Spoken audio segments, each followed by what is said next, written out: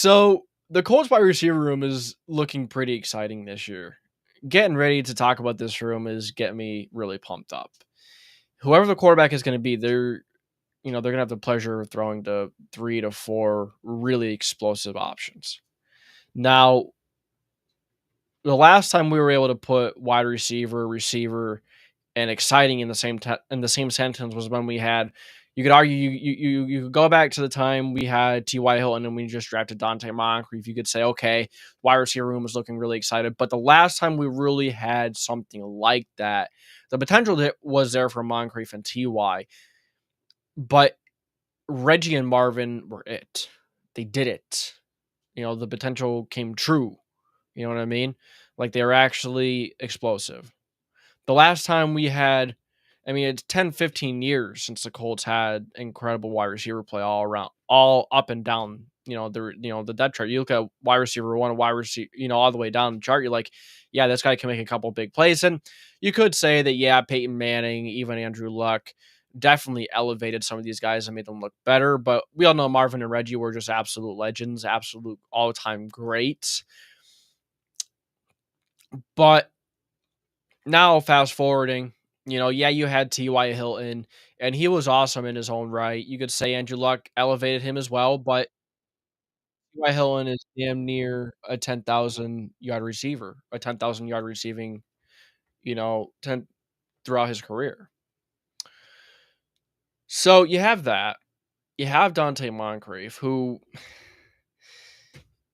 we had high hopes. You had Philip Dorsett. You had so many guys in between there that you tried to get at least a wide receiver too, at least someone consistent other than T.Y. Hilton, because when you would play the better teams, especially the Bill Belichick led Patriots and Tom Brady led Patriots, they always took away T.Y. Hilton and Andrew Luck always struggled, and that's because he never had another go-to weapon besides the tight ends. Yeah, you had Jack Doyle, Dwayne Allen, Kobe Fleener, couple throwbacks there, but I'm talking mainly receivers, and those tight ends weren't anything that's going to knock your socks off either. But you fast forward to 2025, we're gearing up for the season. Training camp is right around the corner, less than a month away. So from wide receiver 1 to wide receiver 4, there is so much talent there. Michael Pittman Jr. is highly regarded as the number 1 receiver in the Colts room, and for good reason. He has done some really good things, but Michael Pittman has not taken the wide receiver 1 role by the horns. He's been okay. I think he's been inconsistent. No, there's no think. He has been inconsistent as wide receiver 1. There's been many times where he has had the opportunity to step up and he has not been able to. He's kind of had the injury bug. Not really like an intense injury bug like Paris Campbell had, but it's there. He gets injured often, and the back injury throws up a couple red flags for me. Every time you hear back, I don't care how bad or how minor it is. Yeah, world-class doctors, they know what they're talking about, but the media likes to take things and twist things. I don't care how minor a back problem is. Any injury report that has back on it for anyone, it's serious, and you have to take full precautions when dealing with that kind of thing. And Pittman, for having the fractured back and everything last year and the quarterback situation, he did a heck of a job. And maybe Pittman can come back this year fully healthy. Daniel Jones being the starting quarterback, yes. If you don't know, go watch the video. I'm not going to explain it again because I'm beating a dead horse, man. Beating a dead horse. I'm tired of talking about this quarterback room because I know it's going to happen. And if I'm wrong, I'm going to make this bet live, okay? If I am wrong, if Anthony Richardson starts week 1, you see all this hair? I will buzz my hair. I will buzz the hair if Anthony Richardson starts week 1 because I've been so confident. I've been so cocky. So if Anthony Richardson proves me wrong, I'm going to have to eat my words. And But I'm so confident in Daniel Jones winning that quarterback one spot. I think the hair will stay, but we'll see. So that's that.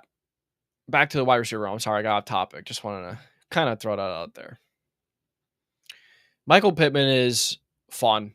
He's a really good contested catch receiver, good route running. He's a great run blocker. He's a wide receiver you want out there on all three downs. But he just hasn't been able to take over that wide receiver one spot. He hasn't been able to be wide receiver one. So you look at the other guys, below Michael Pittman, because Pittman is highly regarded, like I said, he is highly regarded as wide receiver one.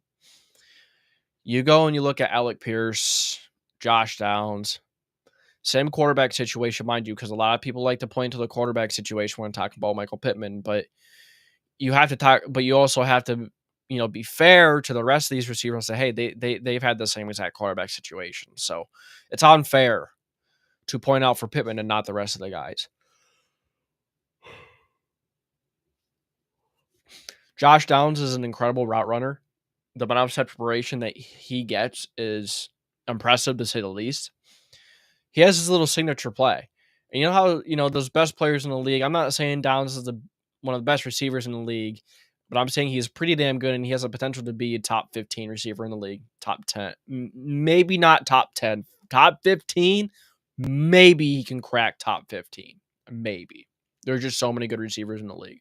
And being close to top 15 is a damn good, is a pretty freaking good thing because how much talent there is in the NFL at the wide receiver position. And a lot of people are going to bring up, oh, Josh Downs just plays in the slot. I don't care. Amon-Ra St. Brown plays in the slot. Okay, Cooper Kupp plays in the slot a lot.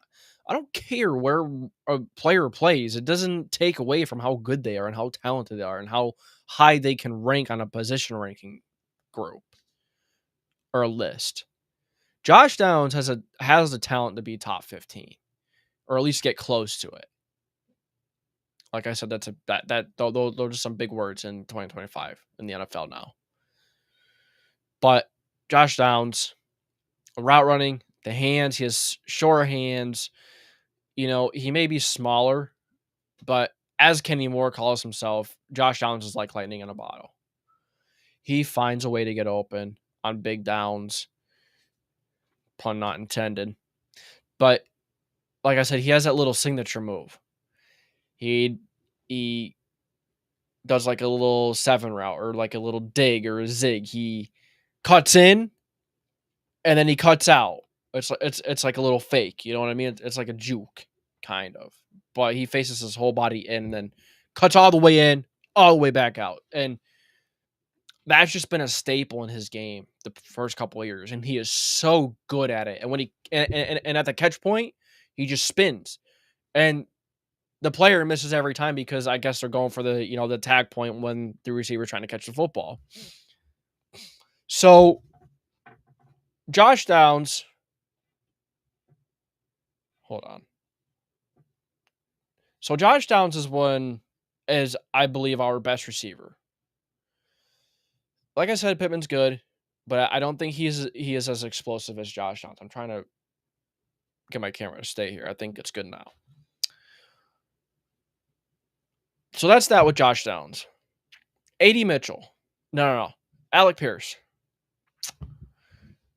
Last year, Alec Pierce had an average yards per reception of 22.3. That was number 1 in the NFL. 5 reception touchdowns. He had 803 receiving yards. No. Hold on. Wrong player. 7 touchdowns. He had 824 receiving yards on only 37 catches and 69 targets. And you could look at half those targets and be like, yeah, there was a lot of them that were sailed too high, too low. Anthony Richardson or Flacco being old and you can't really get it there, or it's overthrown. That's Flacco and they did that a lot last year. 37 catches and and 824 receiving yards is just absolutely absurd to me. It's a stat that you don't see often. You don't see that. You don't see that. But he is that deep threat kind of a guy. You know, he's like the opposite of Michael Pittman Jr. You know, yeah, he's about he's big too. Don't forget Alec Pierce is big. Don't forget he ran an insane 40 time. It was like I believe it was faster than 4.4. It was like 4.3 something. Like he was fast. And he's 6'4", I believe. Maybe not 6'4", but he is huge. But he is a big receiver. He's not. He's at least 6'1". Let me look it up real quick because it's gonna bother me. Let me make sure I'm getting this right. Alec Pierce's height. He's 6'3", 212 pounds. Okay, 6'3". I was one off. I was 1 inch away. 1 inch off. His career, I mean, he's got almost 2,000 receiving yards, 17.6 average yards per reception, 11 touchdowns. And Pierce is just a big play waiting to happen every single down.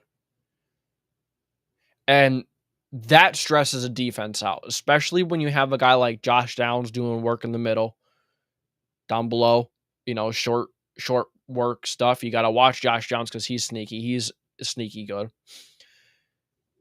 You got to watch Alec Pierce over the top because he's just absurd. And Michael Pittman is kind of like the jack of all trades. He could do a little bit of everything.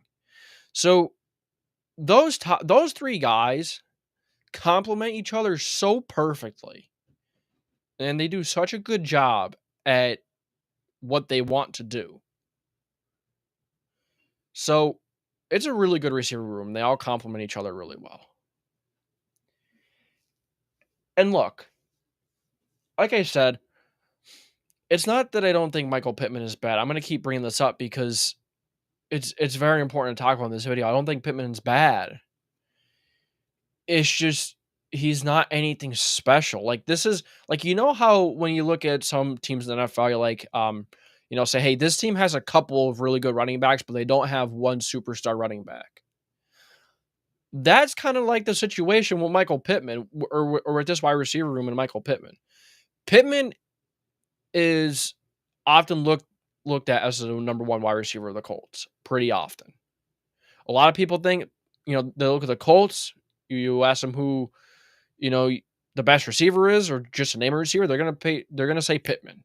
99.9% of non-Colts fans. And they're going to say he's easily the best. But he's not. He's not. Josh Downs and Alec Pierce are both better than Michael Pittman Jr. They've been more efficient. They've been more explosive. And when given the opportunities, I feel like they have made much more of those opportunities than Pittman has to be a wide receiver one over Pittman. Alec Pierce has taken over games. Pittman has not taken over a game. Alec Pierce has taken over games. I think currently right now, I say Alec Pierce is our best receiver. Josh Downs is number 2. And Michael Pittman Jr. is number 3. Talent-wise. And I think the next guy we're going to talk about here has the potential to be better than Michael Pittman Jr. And that is Adonai Mitchell. He is so flashy, so twitchy. Not really too much I can bring up about him other than the Colts got an absolute steal in A.D. Mitchell in the draft.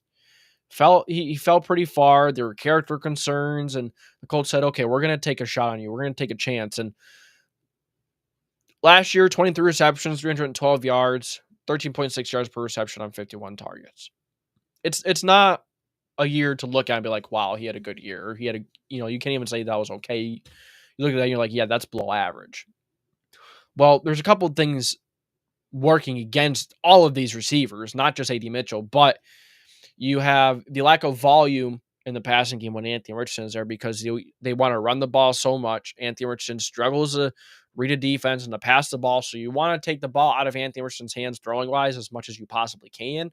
And just the fact that you have Jonathan Taylor, you have Anthony Richardson, and now you have Khalil Herbert, DJ Giddens. You have so many options to run the football. and how good the offensive line was, and just the nature of Shane Steichen's play calling. I mean, and then on top of that, you look above AD Mitchell. I just talked about Downs, Pierce, and Pittman. And the Colts don't run 4 receiver sets. They like to run the football. And they just drafted a tight end from Penn State, Tyler Warren. You know, if you're going to have a fourth receiver out there, you're probably going to have Tyler Warren in the slot. You could swap him out, Tyler Warren, AD Mitchell, or, and that's another thing about all these receivers. But I'll talk about that after because I need to finish my thoughts on AD Mitchell before I get into other stuff. AD Mitchell, like I said, he's twitchy. His potential is insane.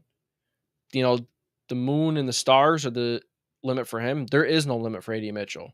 His route running is insane. But if he could, focus on catching the football, get better at just catching the football and doing those little things right, oh boy, he's going to be special. So before we move on from these four and we talk about the other ones, these are the main four. These are locks to make the Colts roster. You say Ashton Dulin and Anthony Gold are probably practically locks too. But Ashton Dulin, he's been on the Colts for forever now, quite a long time. He's a good rotational deep threat. Put him in there a couple snaps a game. Let him run it deep and chuck one to him. He'll catch it. Most of the time, he has caught those kind of passes. Those kind of balls. He's done a very good job in that department. A phenomenal special teamer, great gunner. You always see him making plays in special teams. He's a good rotational piece. I mean, Dulin is not a wide receiver 3 caliber, maybe not even wide receiver 4. But by the Colts standards and a lot of team standards, if you're not going to be seeing a lot of time on the turf, well, on offense or defense, then you better be able to play special teams. You better be able to bring something to the table in that third phase, which is where sometimes games are won and lost. So it's important to have guys that are capable and competent to play special teams. You see how many kick returns are in the NFL? You see, big time tackles within the 10, 5, 3-yard line to pin teams deep and have them go a long ways at the end of the game. It makes a big difference when you have a good special teams unit, and Dulin brings that to the special teams. Anthony Gold, speedy, but he's another special teams guy, and I like what he has to bring to the table. He's not going to see much field time, like I said, unless there's a couple of injuries, and that's kind of the same thing with AD Mitchell. Unless there's an injury to Downs, Pierce, or Pittman, Mitchell probably is not going to get a lot of playing time. It's just unfortunate.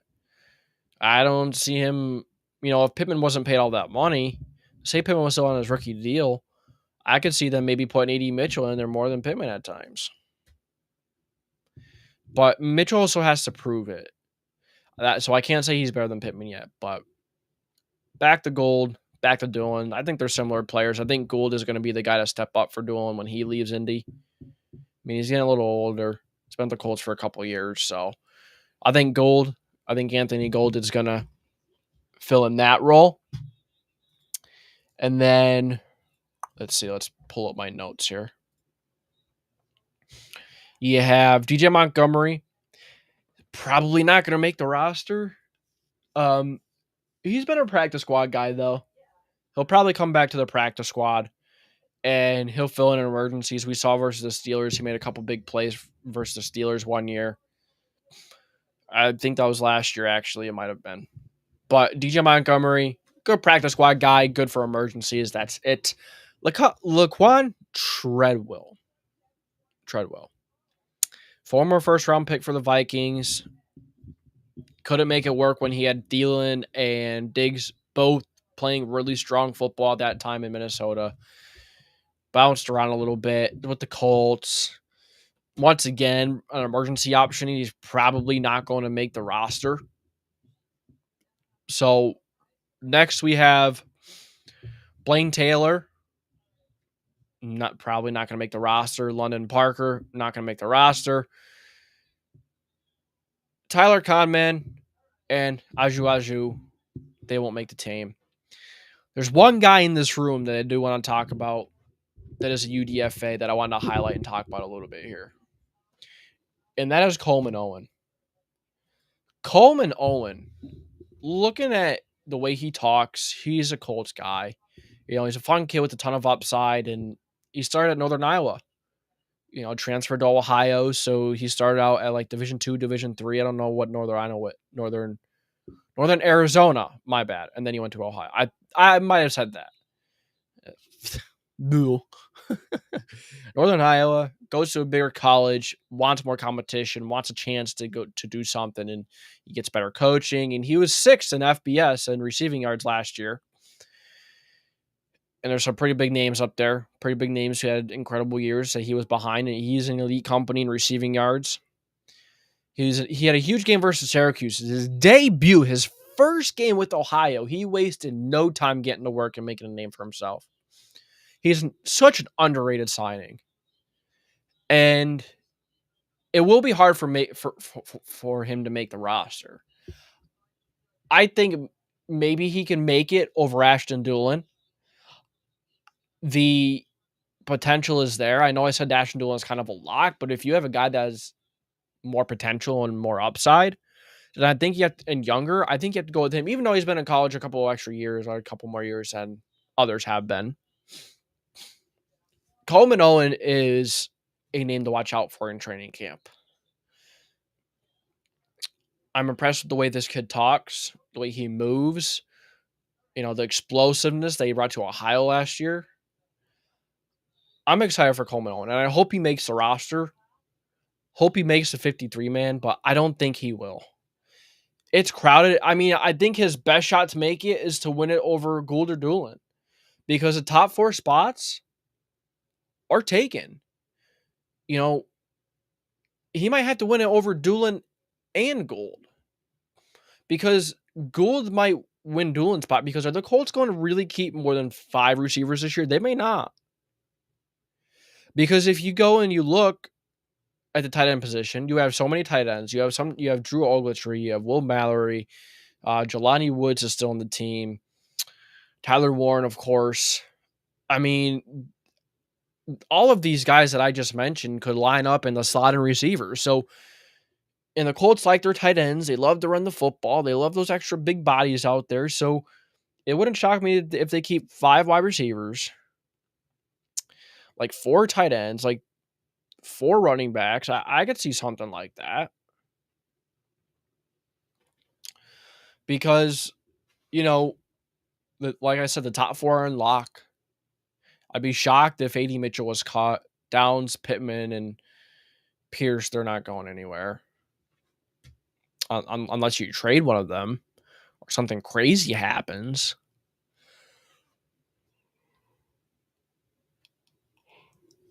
So I think the Colts could try and keep him on the practice squad, but I don't think he'll stay there. I think that there are going to be other teams that really want Coleman Owen.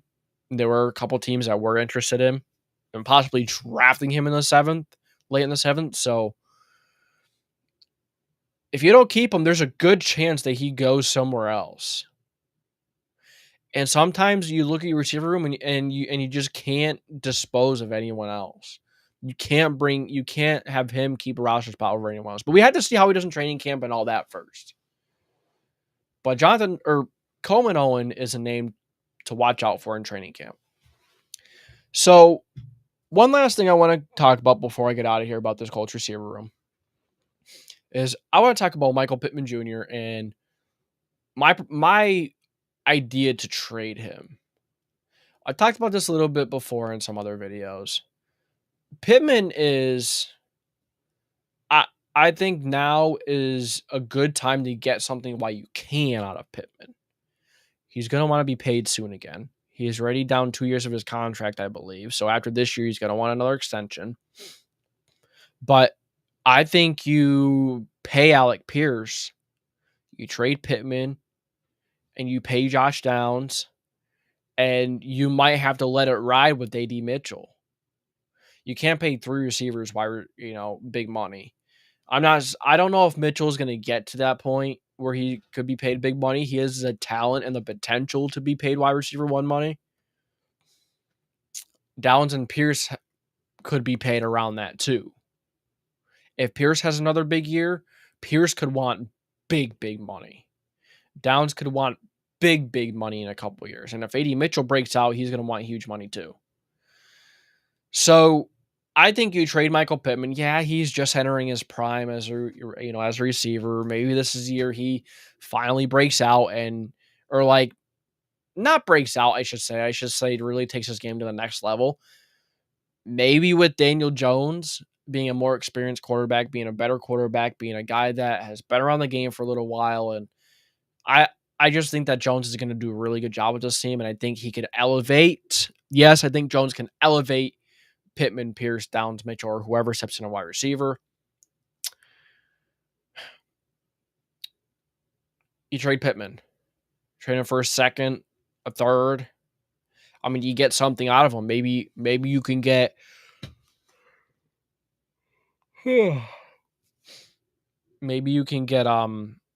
another corner, another high upside edge rusher that's young or something. But I think Pittman is going to be a trade candidate next year. I wouldn't even mind if he was traded. I would say pump the brakes. I don't want to make a bad, I think it might be a bad decision to trade him before this season because you really don't know what you have from AD Mitchell yet. And if Downs or Pierce gets hurt, then you only have the other one, and then everyone else is a question mark right now.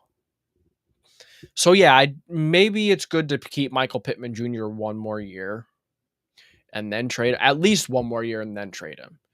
Because, if say someone else gets hurt and AD Mitchell gets to step in, okay, now we know AD Mitchell can be solid. So then, hey, you trade Pittman because now you got Downs, Mitchell, and Pierce, and they're all just as good. They're fine. They will hold their own, more than hold their own. And then Doolin, and if Coleman Owen is still on the team, I mean, Gould, you have guys that could step in and be good rotational players. Absolutely. Like I said, it's been quite some time since the Colts had a receiver room like this. Since they've had options, since you could trade one of your better options for other guys with more potential, with a higher ceiling. So, yeah, there's a Colts wide receiver room for you. I appreciate you tuning in to the JDW Sports Network. Another installment of the Horseshoe Hustle. Today we talked about wide receivers, how Pittman is the third most talented receiver in the Colts receiver room. Yeah, it's probably going to piss some people off, but honestly, I think it's the truth.